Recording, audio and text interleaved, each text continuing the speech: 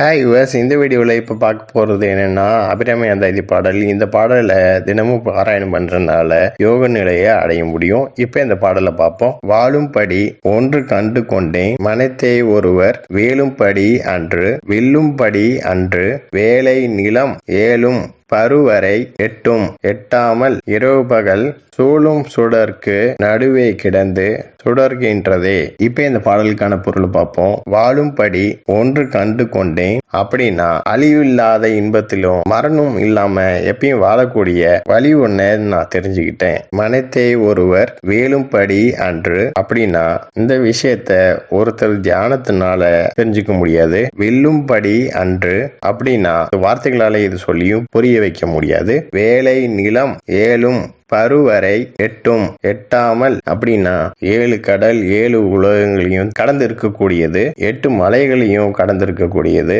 இரவு பகல் சூழும் சுடர்க்கு நடுவே கிடந்து சுடர்கின்றதே அப்படின்னா இரவு பகல் ரெண்டையும் ஏற்படுத்தக்கூடிய சந்திரன் சூரியன் ரெண்டுக்கும் இடையில அது பிரகாசமா ஒளி வீசிட்டு இருக்கு.